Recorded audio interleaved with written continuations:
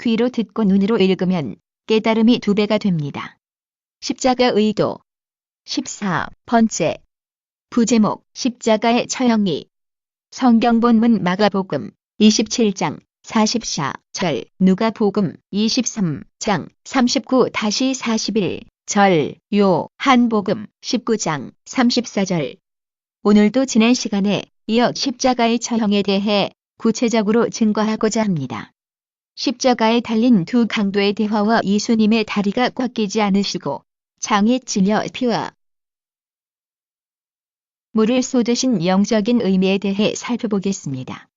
1. 믿음으로 모든 율법의 저주에서 해방된 하나님의 자녀들. 예수님께서 피를 흘려주셨고 나무에 달려 대신 저주를 받으셨기에 이를 믿는 우리는 죄사함을 받고 모든 율법의 저주에서 해방되었습니다. 예수님을 구세주로 믿고 영접한 하나님의 자녀들은 질병과 연약함, 가난, 그 밖의 온갖 재앙에서 노임을 얻게 된 것이지요. 그래서 주님을 영접하고 하나님의 말씀대로 사는 하나님의 자녀들은 항상 지킴을 받습니다. 만약 말씀대로 사는데도 시험 환난이 왔다면 이는 축복을 위한 시험입니다. 야고보서 1장 12절에 시험을 참는 자는 복이 있도다. 이것을 옳다 인정하심을 받은 후에 주께서 자기를 사랑하는 자들에게 약속하신 생명의 면류관을 얻을 것임이니라. 말씀한 대로 이러한 시험을 만났을 때 감사함으로 승리하면 영육간의 복이 임하게 되지요. 그러면 하나님의 말씀대로 살지 못하여 시험 환난이 온 경우에는 어떻게 해야 할까요? 이때는 즉시 잘못을 회개하고 돌이키면 됩니다. 먼저 죄의 땀을 헐고 나서 믿음으로 기도할 때 시험 환난이 떠나가게 되는 것입니다. 그런데 어떤 경우는 범죄함으로 인한 것은 아니지만 사람의 실수로 인해 어려움을 당할 때도 있습니다. 이럴 때도 하나님께 의지하기만 하면 하나님께서 믿음대로 역사해 주십니다. 본교의 성도님들은 이런 일들을 무수히 체험하고 있지요. 크고 작은 질병들을 비롯하여 사고나 재앙으로 생명이 위독한 상태에서도 믿음으로 하나님만을 의지했을 때 하나님께서는 크신 권능의 역사들을 베풀어 주시는 것을 볼 수 있습니다. 주를 믿는다. 하나님의 자녀들은 믿음으로 간구하면 우리 죄를 사하신 주님의 이름으로 무엇이나 응답받고 축복받을 수 있는 것입니다. 그런데 주님을 영접한 우리가 얻은 가장 큰 축복은 바로 지옥에서 벗어나 천국에 가게 된 것입니다. 마가복음 9장 48-49절에 거기는 구더기도 죽지 않고 불도 꺼지지 아니하느니라. 사람마다 불로써 소금 치듯함을 받으리라. 한대로 지옥은 너무나 끔찍한 곳입니다. 예전에 저는 지옥의 영혼들이 광렬한 춤을 추는 것처럼 뛰면서 몸을 비트는 환상을 본 적이 있습니다. 이러한 불못보다 7배나 더 뜨거운 유황목도 있는데 유황못은 불못의 영혼들보다 더 중한 죄를 지은 영혼들이 형벌을 받는 곳으로서 그 안에 있는 영혼들은 너무 극심한 고통에 짓눌려서 몸을 움직이지도 못하고 소리조차 내지 못했지. 이처럼 지옥의 영혼들은 불과 유황으로 파는 못에서 한순간의 휴식도 없는 영원한 형벌의 고통을 당하는데 여기서는 죽고 싶어도 죽을 수가 없습니다. 그러니 성경은 범죄하지 않기 위해 손발을 잘라서라도 지옥에 가지 않는 것이 낫다 하시는 것입니다. 정녕 지옥의 무서움을 알게 된다면 손발을 자르는 고통이 지옥에 가는 것보다 훨씬 낫다는 것을 중심에서 고백하게 될 것입니다. 그러나 우리가 주여 믿습니다. 고백하는 것만으로는 무조건 죄사함을 받을 수 있는 것이 아닙니다. 요한일서 1장 7절에 저가 빛 가운데 계신 것 같이 우리도 빛 가운데 행하면 우리가 서로 사귐이 있고 그 아들 예수의 피가 우리를 모든 죄에서 깨끗하게 하실 것이요. 말씀한 대로 빛 가운데 행해야 한다는 단서가 붙어 있습니다. 성경 어디를 보아도 죄를 짚고도 구원받을 수 있다는 말씀은 없습니다. 마태복음 7장 21절에도 나더러 주여 주여 하는 자마다 천국에 다 들어갈 것이 아니요 다만 하늘에 계신 내 아버지의 뜻대로 행하는 자라야 들어가리라 말씀하셨지요. 회개하여 죄에서 떠나고 다시는 범죄하지 않으려고 노력해 나갈 때, 그래서 빛 가운데 살아갈 때라야 예수님의 피로 죄 사함을 받아 구원에 이를 수 있는 것입니다. 이 십자가에 달린 두 강도에 대한 기록의 차이. 예수님께서 십자가에 달려 계실 때 그 주변에는 많은 군중들이 모여서 예수님을 모욕하며 조롱하고 있었습니다. 또한 예수님의 십자가 양편에는 두 명의 강도가 달린 십자가도 서 있었는데 마태복음 27장 44절에는 함께 십자가에 못 박힌 강도들도 이와 같이 유혹하더라 하여 양편 강도들이 군중들과 함께 예수님을 유혹했다고 기록되어 있습니다. 이와 달리 누가복음 23장 39-43절에는 강도 중 하나는 예수님을 비방했지만 다른 한 강도는 오히려 예수님을 비방하는 강도를 꾸짖었다고 기록되어 있습니다. 그러면 왜 성경의 기록에 이러한 차이가 나는 것일까요? 이는 성경을 읽는 후세 사람이 그 장면을 더 실감나게 느낄 수 있게 하고자 하나님께서 역사하신 것입니다. 골고다 언덕 위에 세 개의 십자가가 서 있는데 그 주변에는 십자가 형벌을 구경하려는 많은 군중들이 모여서 요란하게 떠들고 있고 로마 군병들이 창과 방패를 들고 밀려드는 군중을 막고 있는 장면을 상상해 보십시오. 이러한 상황에서 예수님을 욕하는 강도 쪽에 서 있으면 욕하는 강도의 말은 뚜렷하게 들리지만 반대편에 있는 강도의 말은 잘 들리지 않습니다. 그러니 회개한 강도가 예수님을 욕하는 강도를 향해 꾸짖는 모습이 욕하는 강도 쪽에 서 있는 사람이 보기에는 마치 그가 예수님을 향해 욕하는 모습처럼 보일 수 있는 것입니다. 그러나 회개한 강도 쪽이나 예수님 쪽에 있는 사람은 강도의 말과 예수님의 말을 알아들을 수 있고 기록도 정확하게 남길 수 있지요. 물론 전지전능하신 하나님께서는 기록하는 사람에게 정확한 내용을 알려주셔서 기록하게 하실 수도 있습니다. 그러나 기록에 이러한 차이가 있도록 허락하심으로 성령의 감동 속에서 성경을 읽는 사람들은 마치 영화 필름이 돌아가듯 생생한 현장감 속에서 당시에 전개된 상황을 더 뚜렷하게 느낄 수 있도록 역사하신 것입니다. 그러므로 여러분이 성경을 대함에 있어서 때로 사람의 생각에 맞지 않는 분야가 있다면 육신의 생각으로 판단할 것이 아니라 그 안에 담긴 영적인 의미를 성령의 감동 속에서 깨달을 수 있어야 하겠습니다.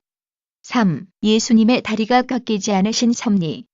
예수님께서는 십자가에서 여러 시간 동안 모진 고통을 받으시다가 마침내 운명하셨습니다.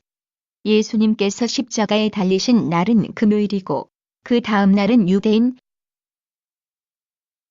들이 거룩하게 지키는 안식일이었지요. 거룩한 안식일에는 저주받은 시체를 나무에 달아둘 수가 없기에 유대인들은 빌라도 총독에게 십자가에 달린 죄수들을 치워달라고 부탁하였습니다. 요한복음 19장 31절. 그래서 군병들은 예수님의 십자가 좌우편에 달린 강도들의 다리를 꺾어서 시체를 치웠지만 예수님께는 그렇게 하지 않았지요. 십자가에 달린 사람의 다리를 꺾게 되면 더 이상 다리로 몸을 지탱하지 못하므로 숨이 막히고 빨리 숨이 끊어지게 되는데 군병들은 이미 예수님의 호흡이 끊어지신 것을 확인하고 다리를 꺾지 않았던 것입니다. 시편 34:19-20에 의인은 고난이 많으나 여호와께서 그 모든 고난에서 건지시는도다. 그 모든 뼈를 보호하시며 그 중에 하나도 꺾이지 아니하도다 했습니다. 예수님께서는 모든 인류의 죄를 지고 나무에 달려 죽으셨지만 스스로는 죄인이 아니며 흠도 점도 없는 의인이시기 때문에 하나님께서 예수님의 다리뼈가 꺾이지 않도록 보호해 주신 것입니다. 또한 민수기 9장 12절이나 출애굽기 12시 46분에도 출애굽 당시의 백성들에게 어린 양을 먹되 그 뼈를 꺾지 말라 명하셨습니다. 성경에서 어린 양은 예수님을 상징합니다. 그러므로 예수님을 상징하는 어린 양의 뼈는 꺾지 말라고 명하고 계신 것이며 이러한 예언의 말씀대로 예수님의 뼈는 꺾이지 않았던 것입니다. 4. 예수님께서 피와 물을 쏟으신 영적인 의미. 그런데 요한복음 19장 34절에 그중 한 군병의 창으로 옆구리를 찌르니 곧 피와 물이 나오더라. 말씀한 대로 한 군병이 숨이 끊어지신 예수님의 옆구리를 창으로 찔렀습니다. 가시관을 쓰시고 온몸에 채찍에 맞은 상처와 못 박힌 손발에서 흘러내린 피로 예수님의 모습은 처참한 형상이셨지요. 이렇게 처참한 모습의 예수님을 이미 호흡이 끊어진 것을 확인하고도 다시 창으로 찔렀으니 인간이 얼마나 악한지를 알 수 있습니다. 그런데도 예수님께서는 악한 인생들을 위해 십자가에 달려주셨으니 얼마나 감사한지요. 그러면 예수님께서 옆구리를 창으로 찔리시고 피와 물을 쏟으신 영적인 의미는 무엇일까요? 첫째로 예수님께서 사람으로 이 땅에 오셨다는 증거가 됩니다. 요한복음 1장 14절에 보면 예수님은 말씀이 육신이 되어 곧 영이신 하나님께서 사람의 몸을 입고 이 땅에 오신 분임을 말하고 있습니다. 예수님은 부모의 정자와 난자로 잉태되신 것이 아니라 성령으로 잉태되셨습니다. 그러나 사람과 똑같은 몸을 입고 태어나셔서 사람과 같은 성장 과정을 겪으셨지요. 이렇게 사람의 몸으로 오셨기 때문에 예수님께서는 우리의 구세주로서 합당한 자격을 갖추실 수 있었습니다. 인류의 구세주가 될 수 있는 4가지 조건 중 첫 번째 조건이 바로 사람이어야 한다는 것이었지요.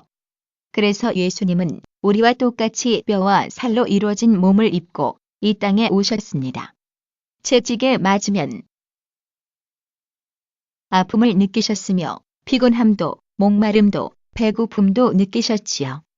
마태복음 4장 2절, 요한복음 4장 6절. 그러므로 예수님께서도 사람의 몸을 입으셨음을 확증하기 위해 창으로 찌르니 피와 물이 나왔다고 기록하고 있는 것입니다.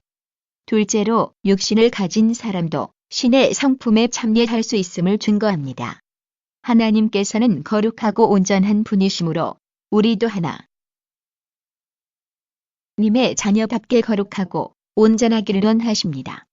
마태복음 5장 48절, 베드로전서 1장 16절, 베드로후서 1장 4절에도 이로써 그 보배롭고 지극히 큰 약속을 우리에게 주사이 약속으로 말미암아 너희로 정욕을 인하여 세상에서 썩어질 것을 피하여 신의 성품에 참여하는 자가 되게 하려 하셨으니 말씀하셨지요.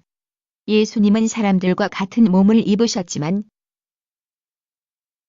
일생 동안 어떠한 죄도 범치 아니하셨고 거룩한 삶을 사셨습니다.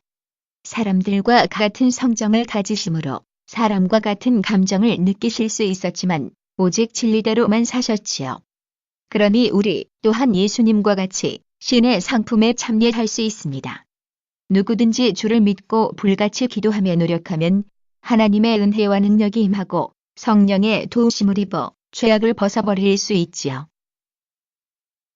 예수님은 하나님의 아들이시니까 거룩하게 사실 수 있으셨지만 나는 연약한 사람이므로 그럴 수 없습니다라고 변명할 수가 없는 것입니다. 셋째로 예수님의 피와 물로 인해 참 생명을 얻고 영생을 누린다는 사실을 증거합니다. 원죄도 자범죄도 없으신 예수님의 피는 점도 없고 흠도 없는 보배로운 피입니다. 예수님께서 보혈을 흘려주셨기 때문에 우리가 죄사함을 받고 영생할 수 있는 것입니다. 또한 물은 영적으로 말씀을 의미하는 것이니 하나님의 말씀을 듣고 그대로 행해 나가는 만큼 죄악이 벗어지고 의인이 되는 것입니다.